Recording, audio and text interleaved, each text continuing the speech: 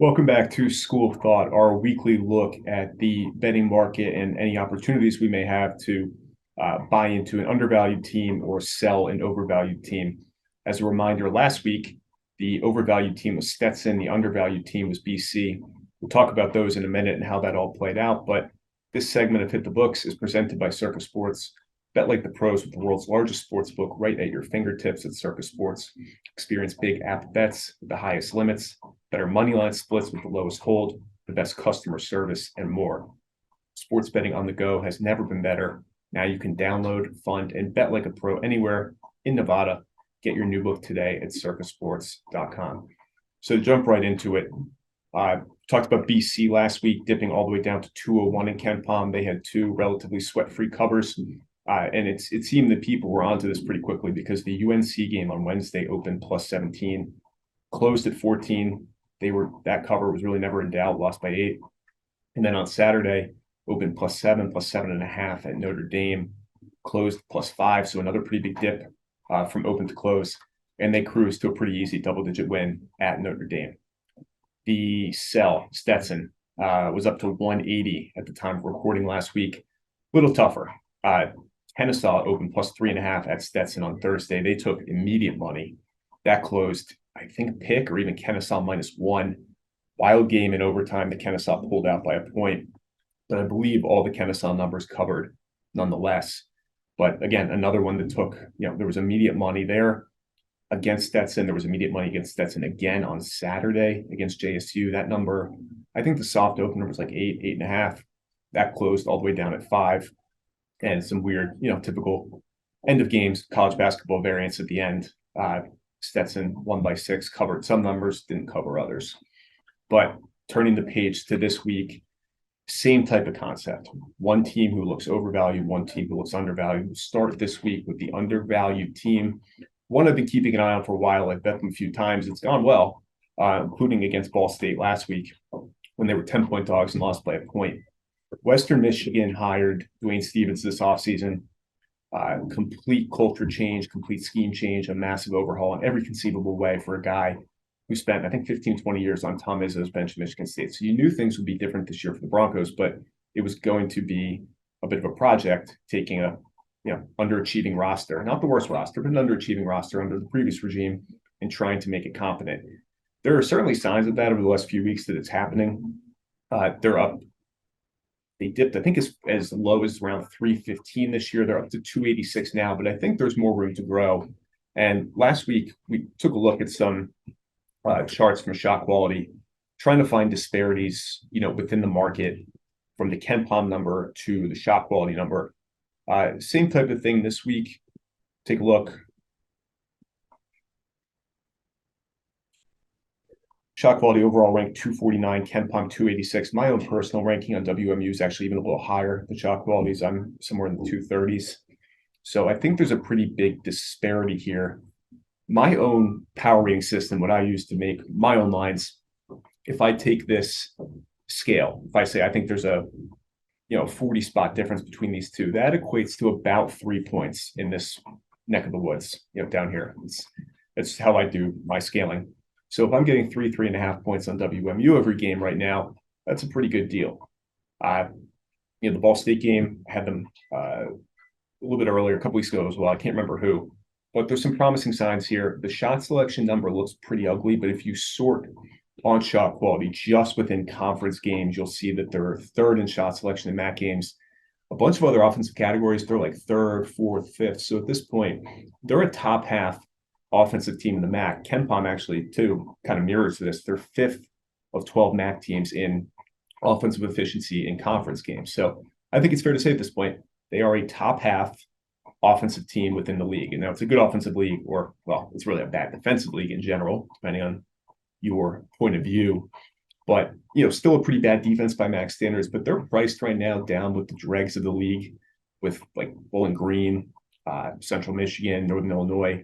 I think they're a little better than that. So I'd say it's fair to put them right around the 240, 245 range.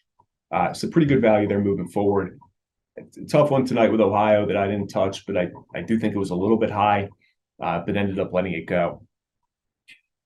Moving to the overvalued team, I actually think of the two, this is the slightly stronger one this week. This team has been absolutely on fire. Or you could look at it and say nobody has made a damn shot against them recently. But you may remember this team from a month ago when they were the only thing on TV over Christmas at Diamond Head. And Seattle wasn't that great. They were blown out by Utah State in the opener. They were not particularly competitive with Iona the next day. And then they beat GW in the who cares seventh place game. But this team, and I think many others said at the start of the season, they lost Darian Trammell. They had what felt like a charmed season last year with just great vibes, interim coach who came in, and everything was just kind of rolling. And then losing Trammell, the guy who really stirred the drink, thought, oh, there's no way they're going to replicate that. And I think the preseason KenPom rank was actually really fair because they closed last year, end of the year 139. They opened this year 161, and they hung out in that range for basically 2 months, like up through that Diamond Head tournament last month. They were in that 150, 160 range with no fluctuation. And then out of nowhere, the last 2-3 weeks, this team is a firecracker. They go from 161 to 108 as of today. Really nothing driving this except exceptional three-point shooting and the fact that nobody can make a shot against them, even in the WAC, which is a pretty good shooting league, 8th among conferences in three-point percentage. But taking a look here at the KenPom has this ratings archive that some of you are probably familiar with, but this is over the last 2 weeks. They're the 7th biggest gainer in the country in terms of efficiency margin, up from this particular day 140. They were 160 a week before this, all the way up to 108. And we're 2.5 months into the season for the most part. For the most part, there are, of course, exceptions. But most of these teams are who they are at this point. We have enough of a sample. We have 16, 18, 20 games for a lot of these teams. So when you see a really, really quick surge or a really, really quick dip in the rankings, there's usually only two explanations. One is that an important player either came back or went out, causing it, or it's just short-term flukiness, variance, randomness, whatever the hell you want to call it. And in Seattle's case, that's exactly what this is. There is nothing driving this. It is pure flukiness, shooting. And I have evidence of that because we take a look at shot qualities, game by game breakdowns. This is what amounts to a post-game win expectancy for each individual game. Very similar concept to if you've ever looked at post-game win expectancy for college football. Bill Connolly has something like this. College Football Data has something like this. Based on what transpired, you had what did happen, but what really should have happened. And it's a sport of randomness and flukiness. It's weird shit happens. So it's useful to have this as a frame of reference. This is Seattle's 7 WAC games right here, the actual result, and then the shot quality result. You don't need me to go through this. It speaks for itself. 67 games should have been losses based on shots taken and shots allowed. So look, you get a game or two where you get some favorable fortune. Sure, I get it. That happens. That's part of the sport. But this many games in succession where you just are on the right side of it, this is the second luckiest team in the country per shot quality zone metrics. It's tough to get luckier than Seattle's getting right now. So is this going to continue? No, it will not. I think you're buying the top of the market or selling the top of the market at this point, especially after the game on Saturday. They beat Southern Utah, a good Southern Utah team, by 21. Southern Utah goes 1 of 24 from 3. That is just unheard of. That almost seems impossible that happens. So I think you get this like monumental final performance, and now you can start to sell.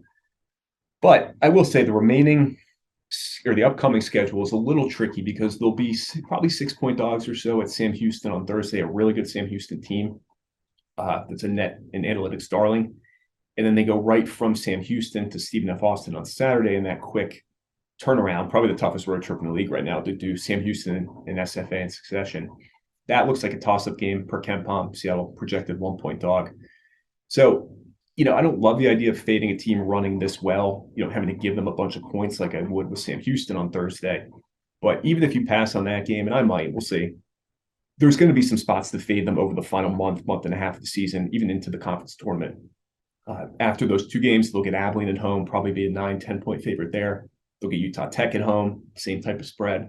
So there's going to be chances to fade the Seattle team. Even if it's not imminent, we might have to be a little bit patient with it. But the reality is this team was very fairly priced in the 150, 160 range. They get a 2-week jolt of lightning out of nowhere for whatever reason. And now they're just vastly overvalued. And those are the types of short-term inefficiencies that I hope to be able to exploit, and that ideally this segment will draw your attention to, that you might not have otherwise noticed. So till next week, thank you for watching this segment of School of Thought on Hit the Books, presented by Circa. Bet like the pros with the world's largest sports book, right at your fingertips at Circa Sports. Experience big app bets, better money line splits, and the best customer service. Download your new book today at circasports.com. Till next week, take care.